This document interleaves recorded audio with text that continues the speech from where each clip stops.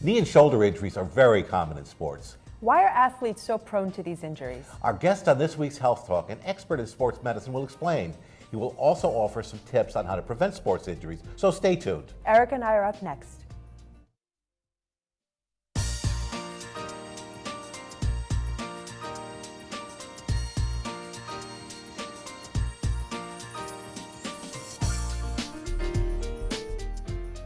Hello, I'm Dr. Eric Mazer. And I'm Dr. Vicki Smitak. Today we're going to talk about sports medicine with Dr. Joshua Frank, who's an orthopedic surgeon and also on the medical staff of Norwalk Hospital. Welcome to our show. Josh, great to have you. A very timely topic. You're an expert in this stuff. Thank you very much. I appreciate you having me on the show.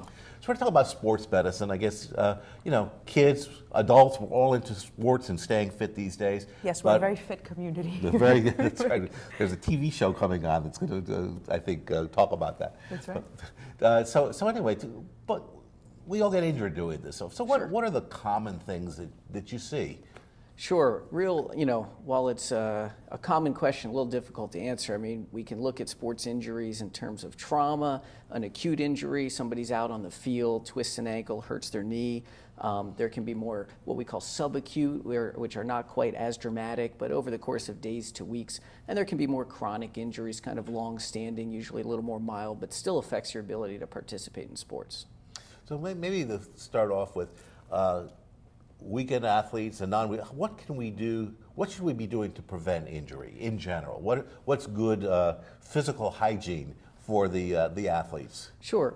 So a lot of times I think what gets people into trouble is a sudden change in their activity level, and that can be kids with how they grow. It can be the beginning of seasons, particularly fall and spring, where they haven't done as much activity, and it can be in adults in such as weekend warriors where they don't do anything on a consistent basis and then go out a little bit hard on the weekend. So a lot of times preparation is really the best avenue to prevent injury. So being a weekend warrior, I guess, would be ill-advised.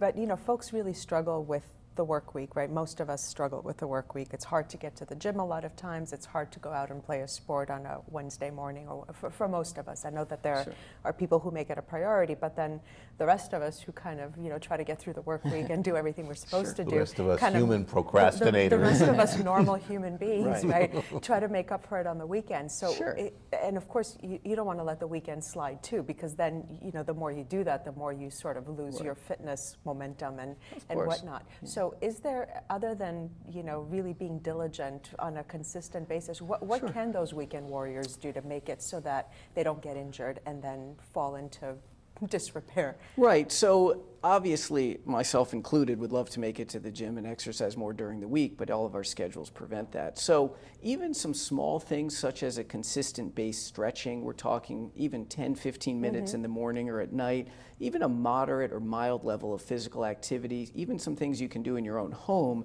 just to stay active, stay flexible, so that when the weekend comes, you haven't actually sat around all week. Sure, you worked hard and you maybe didn't go to the gym for an hour and a half, or you didn't run 4 miles, but you still maintain some activity levels, so your muscles are working, whether it's a little more active during the day in terms of activity and walking, but maintaining your flexibility is, I think, a very important part. And then the other avenue is on the weekends, even if that's your normal routine and you like to be active on the weekends, even some mild changes can actually be a big shock to your body. So going from running 2 miles to 4 miles is a huge change. So what we like to do is have people really build up and make slow, gradual, incremental changes so their body gets used to it. Can you talk a little bit about stretching and warming up? I remember you used to go touch your toes and this, and then I've heard people say that, well, those acute movements are not good. You should be doing it continuously. What's right in terms of stretching and warm up? And then I've even heard that doesn't prevent injury, stretching. So I'm confused. As most people are, and even doctors can be, and the research can be a little confusing as well. We do think stretching in general is beneficial to maintain the elasticity of your muscles and tendons and ligaments. Sudden violent maneuvers like you're describing, we definitely have gotten away from a little bit. More fancy terms called static progressive, where you make small incremental gains and you're not bouncing quite as much. And then there is also dynamic flexibility stuff, which is a little more complicated things where you're working on your flexibility as you're moving along. So I think the key with flexibility is it's very easy to fall in the trap and say, well, I'm just not a flexible person. I've never been able to touch my toes, so that's just not for me, and move on. When it actually, people really can make improvements, but it's not magic improvements in a day or two. It's a nice program, and over the course of weeks to months, you may actually notice that, wow, I am really much more flexible than I used to be, and you'll feel a little better and help try and prevent injury. And but increasing that flexibility, then, is it fair to say that that is a key to preventing a lot of these sports injuries? Sure, we think it is, and we definitely suggest it. I mean, some injuries are not preventable. Right. People always ask, even in a bad injury, they tore their ACL, they get it fixed, they go back to football, can I hurt it again? Well, of course, you're going back to sports. There's an inherent risk no matter what we do. Right. And that risk does increase in age. Certain injuries are much more common as we get older. Achilles ruptures, things like that, definitely tendon ruptures. We don't see those as much in young people as in older people because the body does undergo changes with age that we just can't prevent. So it's not that stretching. It's not stretching's going to guarantee it, but you definitely want to hedge your bet and kind of push yourself to be as preventative as possible. Just a little bit more on the actual technique for stretching. So should people be reaching for their toes for 5 or 6 seconds and then relax and then keep doing? What is a non-dynamic proper way to stretch that? In the interest of talking to a general population, it's a little hard to answer that because everybody can have so many variable factors. Somebody who has a back issue, the flexibility may be totally different as to prevent them from aggravating versus somebody else in terms of how much bending versus extending. So it's a great question. I think really the idea would be to, if you have a lot of conditions or medical conditions or some pre-existing stuff, probably touch base with your physical therapist or your physician, maybe try and have somebody outline a program taking that into account because everybody is a little different. How about personal trainers? I know that they're out there, a lot of people use them.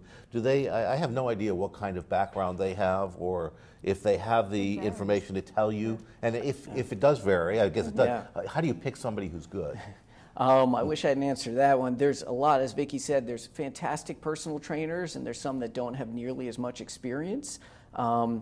So their goal, which is what we want their goal to be in terms of to improve your conditioning and to push you, but they just, for each particular trainer, you just want to find somebody that sort of fits where you're at in life, right? So the 18-year-old person training to go to D1 college is definitely going to have a much more aggressive trainer, and that's what they should have. Right. And somebody who's maybe 65 and hasn't exercised much and wants to get into a program just wants somebody with the experience and expertise to learn how to put them in a nice program and not aggravate and condition. not get injured. Right. Exactly, and there are modifications in how we exercise, even something as simple as the position of hands, what to do, what not to do, where your knees are in relation to your toes that you can do an exercise that you think is helping you but actually be hurting you. Yeah. So technique, I think, is kind of what you're getting at. The technique of the exercise has to be based on the person, but proper technique, proper training, and a slow gradual increase is really what the key factors to prevent injury. Right. So are you recommending that all of us, particularly those of us who are older and have orthopedic issues, that we get expert help in sort of designing a training regimen? Sounds too exotic. An exercise regimen, right? A workout program. I think we get your point. That is, of course, the ideal. Now, unfortunately, finances and everything else and time and energy prevents that for a lot of people. But that is definitely the idea, to see, at least to do a little research. And if you're going to do it on your own, just keep in mind, let's say it's been 5 years since you were really active, just keep that in mind. And you may still be young and healthy, but just keep that in mind that every time you have a period of time off, you just want to build up and start. I like to tell people to start adding things a little bit at a time. So you know what one exercise really caused a problem, you can take that away. And if you have the ability to get some advice, at least do some research and whatever you can possibly do, just to try and go at it in a smart fashion. Let me ask you the inverse question. Sure. Is how quickly do you decondition? I heard that you decondition pretty quickly. If you're doing exercise and you stop, I've heard as little as 2 weeks you've lost Well, it's actually, people get injured in the hospital with major injuries. Muscle starts undergoing atrophy, which is a process of turning into fat within, it can start upwards of 2 days. Wow. So deconditioning can happen pretty quickly, which is why, as we spoke about earlier, just a little bit of exercise, at least something to keep your elasticity, keep the muscles going, even if it's as little as 15 to 20 minutes, even if it's just some stretching. Anything you can possibly do on a consistent basis to exactly prevent the disuse. Because that's discouraging. I mean, if you've made some gains and then very discouraging. I had made tremendous gains, and I've got. And you I'm take going time back off. to square I one. think we're all in the same And boat. you'll find that when you go back to square one, a lot of times you are able to ramp up faster. But what you have to keep in mind is if you get hurt, the time off as we get older does take longer, and the time off really prevents you from where those small incremental gains, or if you go from 0 to 100 miles an hour and now you can't exercise for 2 months because something hurts, right. Did you really help yourself, right? Right, and that's a good point. Yeah. The other topic I want to touch on with you, Josh, and maybe we'll even take it into the next segment, sure, is injuries or overuse syndromes in the younger athletes. And younger could mean even like 9 and 10-year-old kids. I mean, we all live in this community. We see what kind of sports activity kids are exposed to pretty aggressively, I think, on some level. I mean, again, my frame of reference obviously is very different because I didn't grow up here, but still, you see 9-year-olds, 10-year-olds pitching, entire Little League games and whatnot, and you kind of wonder about, these kids being sort of earmarked for a particular sport at such an early age. And I know that this has gotten a lot of media attention lately and things like that. Do you see a lot of children showing up with these types of injuries? All day, every day. Yeah. So the points are great. So, back years ago when people did 3 sports, took the summer off, or went into a kind of a general summer camp type thing, or various activities, we didn't see it quite as much. Mm-hmm. So what's happened over the past many years is there's been a focus on one sport at an earlier age, right, and there's been focus on year-round activities, yeah, and not giving your body time to rest. And those factors have led to an increase in overuse injuries, especially among kids and young athletes. So when we're using the same muscles over and over again and kind of not using other muscles, that can predispose people. And we're also not giving the body a chance to regenerate and grow and heal, kind of chronic injuries. So yeah, we do see that even some season-dependent stuff, especially in the fall and the spring, if kids aren't, or people, I should say, athletes aren't quite as active in the summer and the winter respectively, yeah, they're, let's say, enjoying themselves. August, they do some vacation, they're just kind of hanging out, and then spring comes around, yeah, fall comes around, and then they launch into it. And their coaches are doing what they're supposed to do. They're trying to get them into shape as fast as possible. Right. These sudden drastic increases in activity can lead to these kind of injuries. So yeah, we really like to encourage people, think ahead, think of this season coming up, start getting into shape well before the coaches are some so the coach really shouldn't be getting you into shape. You should be getting into shape, right, and then hitting your formal. So we use the example, professional athletes are in great shape before they come to camp, right? So at least a little activity, getting your body used to it prior to sudden increases. We should keep this train of thought. Actually, we have to take a short break, but after we come back, I'd love to pick this back up because I think it's very relevant. I think, and a lot of parents who may be watching the show could probably get some good information. And grandparents. I'll talk about that in the next segment. So thank you, Josh. We'll be back after a short break. Stay tuned.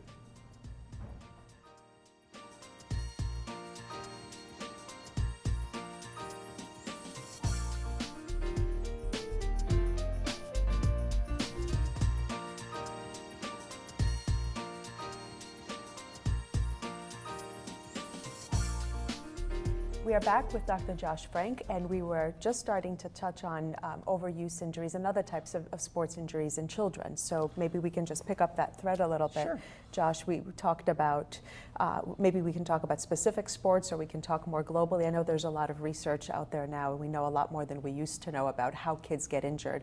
And first of all, what makes them more susceptible? Maybe we can even start there. Sure. So a variety of things. Number one, the growth plates. So kids' growth plates are actually more susceptible to injury. They're somewhat weaker. So an injury that would cause damage to our ligaments and tendons can often be a growth plate injury, because kids' ligaments and tendons can be somewhat stronger. Yeah. And that can be an acute injury such as a fracture, or it can even be an overuse injury, particularly baseball players. We see that a lot in the shoulder. We can actually see on x-ray a widening of the growth plate, and we can x-ray the opposite side and show that there's a difference, and that's a sign of injury. Kids who pitch, or all players? Well, baseball in general, but definitely the more you throw. So there's a lot out there in baseball. That's probably one of the more common ones that we see. There's been a lot of research in terms of pitch counts, how many innings or pitches you should throw at various age. Right. There has been some research as to what types of throws at what age. That's a little trickier because there's been some counter arguments to that. But that really stems from, even if you look at the pros and they have a 5-day pitch cycle, the body does need time to rest, and pitching is definitely a little bit of an unusual motion for people, and repetitive stress injuries and repetitive throwing without a break and recovery can lead to injury. And also doing it year-round rather than doing seasonal sports. I know we talked a little bit about that during the break, but we should talk about it on camera. Also, you know, kids used to play baseball for a finite season, but now there's, you know, ball playing throughout the course of the year. And I understand the purpose is so that they keep developing their skill set, but the flip side of it is that they're causing damage, probably. Right, and it goes to the same argument. If you kind of, quote, break down or fatigue, that can lead to a problem, and you're out of sports somewhat longer. So baseball is a great example. The rotator cuff muscles are very important. They help stabilize the shoulder. If they're not firing and they're weak, the shoulder can move around and become a little unstable. That can lead to inflammation, pain, or even further injury, such as tears of the labrum. So making sure, if somebody's going to do a year-round sport, there are exercises that they should be doing, working on making sure they strengthen. They shouldn't be doing the same amount of pitching all the time. There should be some variation in what their body experiences. So given the fact that we only have a half hour for this show, and I think we could talk 2 hours on it, let's just say, what are the common injuries you see? Speaking to the folks at home, what are the things that, you know, the sprained ankles, the sprained wrists, the sore shoulders, and what should they do? When do they come see you? Give us some sense of and how do you treat it at home? Right. So, I mean, there's a couple key factors, right? If a particular joint is very swollen, if you can't bend it, you can't put weight on it, if there's an obvious deformity, something doesn't look right, you should really seek immediate medical attention. If it's something you can walk on, it's a mild sprain, or that you think it's a mild sprain, it's actually not that fact is absolutely true. Just because you can walk on something doesn't mean it's not broken. And especially minor injuries, even fractures to the growth plate, sure, you might be able to walk on it, but they really do need to be protected so that you can prevent further injury and allow normal healing and development. So the general factors at home people talk about, rest, ice, compression, elevation, are always good. Those are going to help primarily. You want to monitor and see if it's something that gets better and the kid's totally normal in a day or so. You know, just keep an eye on it. And even in those cases, you may not want to rush back 100% to the next day's practice. May want to just take it easy, 25%, keep an eye on it. But I think one of the main points that we're getting at here is that children and young adolescent athletes can have real injuries to their joints. So, and things that are other than overt fractures. Correct. Especially these growth plate injuries. That So there can be mild, or it can be sort of subacute or even growth plate fractures, which is an acute injury, but they can have legitimate injuries the same as adults. I mean, we do see meniscus tears, ACL tears, cartilage problems in kids. So those old days of it's just a sprain or it's growing pains, we really don't like to use that term. We like to be a little more specific these days. I've heard through my career, well, I can move it so it's not broken, or I can stand on it so that means it's not broken. Therefore, I don't need to see the doctor. That's really not a very good differentiator, is it? I wouldn't fall into that trap. Things can be missed, and while sure, you know, we may end up seeing some more bumps and bruises and minor sprains, I'd much rather see 100 of those than miss a major injury, especially in a young developing person, but in anybody for that matter. So the message to folks at home is, if in doubt at all, just go have it checked out. It's always better to have it checked out, and sometimes we may even say, well, let's keep an eye on this and protect it in some avenue, whether it's a brace or some rest or whatever the case may be. But it's always better to treat an injury correctly from the beginning. It usually allows a quicker return to function and less actual time out of sports, and tries to prevent it from becoming a more chronic nagging injury that will actually keep you away from your peak performance for much longer. And I think it's probably a fair statement to make that if there is an injury like that, a sports-related injury, the best specialist to see would be a sports medicine doctor or an orthopedic specialist or something like that, and rather than going to a random walk-in clinic, which, I know folks on the weekends, especially these injuries can happen usually on a weekend, and Sure. then it's like what to do. Maybe you can talk a little bit about that. Sure, and it puts people in a tough position sometimes because they may only have access on certain days. So seeing a specialist in a particular area, we would all agree is probably best for most things. Yeah. Various specialties, not just orthopedics. Not always, and it depends. But in this particular thing, if there's a knee injury, sure, you want to see primarily somebody who deals with that on a somewhat regular basis. So Right. the differences between kind of an emergency room and an urgent care and an orthopedic urgent care, there are some variations. The emergency room is fantastic. They do a very good job of all emergencies and definitely is an absolute necessity for a lot of things, particularly major injuries, weekends, nights, etc. Absolutely. Urgent care is kind of similar. There can be great urgent cares and some that may have specialists in certain areas, some that may not, Right. that may not be able to provide definitive care. If that's the only option, of course, it's always better. There's Right. still a medical professional. They can refer you to the necessary. Do you have to go to an emergency room or not? And then, what we've done at Coast Orthopedics as well for that reason is to try and create an orthopedic urgent care and allow more walk-ins, because that's what people really need is Right. some way to get in and get checked out for these injuries. And that's a great thing that you guys do. And I think know we're that's a lucky in this trend. area to Right. have that available. Yeah. When are you guys available? When is the walk-in open? Pretty much 8 till 7 most days, Monday to Thursday, 8 till 5 Friday, and Saturdays 10 to 4. So, I think that people... That's here in Norwalk. I just want Yep, folks at yes, home yeah, to be that's able here to in do that. Norwalk. That's here in So Norwalk. they can just walk in if they've Correct. sprained their ankle or... Yeah, or correct. Yep. So we try and provide the service that people need. You And guys have x-rays available so Sure, you could yeah, of course, make yeah. diagnosis and treat fractures, right? Right there. Exactly. So that's a tremendous service. I mean, that in and of itself, because again, you're going right to the source, you're going right to the expertise, and you're right. I mean, it could just be a bump or a bruise, but you'd rather still err on the side of being a little more cautious than. Well, we try to provide what people want and need, and if it were my child or family member, of course, you'd want to get checked out as reasonably quick as possible. So. Again, just, it's most important that people sort of recognize injuries and try and seek attention when necessary.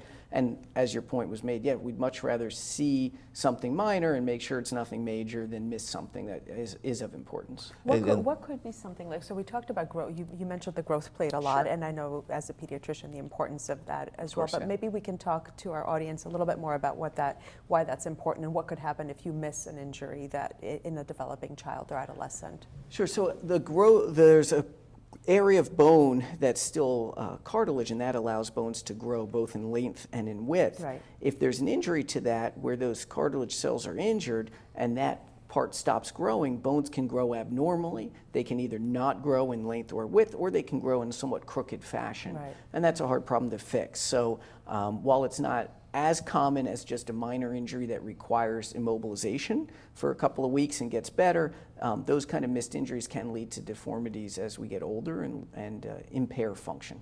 Yeah, and that's why it's important. Yeah. Yeah. I mean, I think it's good for all of us to remember, why, even when you mentioned with baseball, with pitching, you see a widening of the Right. of the growth plate, and that could lead to deformity of the shoulder later on. It could lead to problems, yeah. Now let me take to the other end of the Go ahead. spectrum.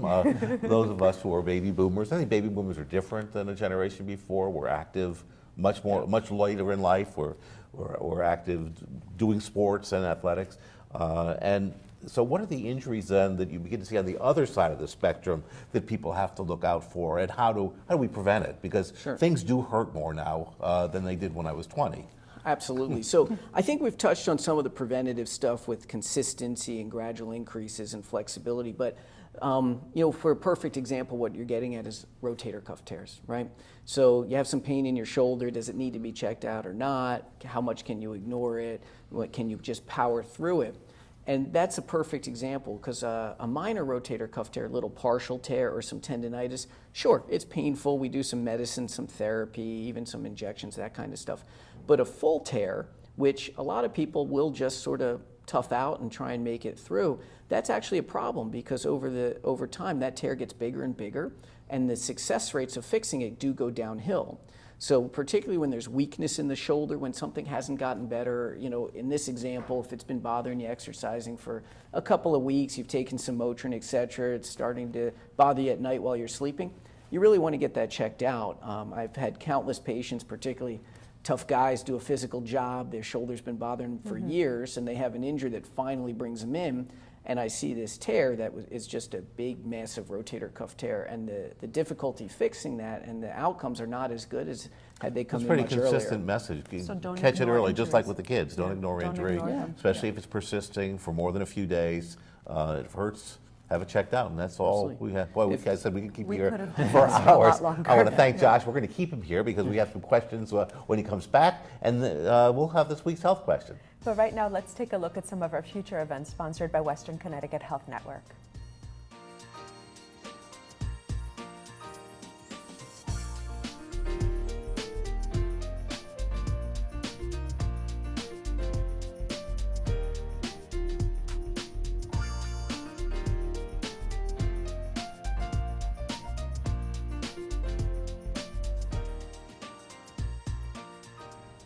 This week's viewer question is, what is the difference between an acute and a chronic sports injury? And remarkably, we have an expert. We've discussed this a little bit before, but maybe you could review the difference between acute and chronic injury and your approach to it. Well, I think the easiest way is an acute injury, something that's relatively easily recognizable. Somebody twists their ankle playing soccer, an injury to the knee, acute onset of pain that causes them to have less function. A chronic injury can be quite significant, but it's usually the time frame is what we use. Once it's been somewhere between days to weeks, there's sort of a period in between that we call subacute, which is in the few days to a few weeks, and after a few weeks, we usually call that a chronic injury. Yeah, and chronic injuries, I would imagine, are the ones that are left neglected, probably more often than not, because you're hoping it'll get better. Exactly. Often, or they start out somewhat small and you ignore them, and then they get worse and worse, and you end up sort of modifying your life to meet the problem rather than addressing the problem. And again, you know, I know especially we older men are worse at it. See the doctor. You see the doctor. Definitely see the doctor. And have it checked out. So unfortunately, that's all we have time for, Josh, Vicki. If you have a question from home you'd like to ask on Health Talk, please contact Vicki and me at healthtalk@norwalkhealth.org. We would like to thank our guest, Dr. Josh Frank, for coming on our show today, and we will see you next week on Health Talk. Bye-bye.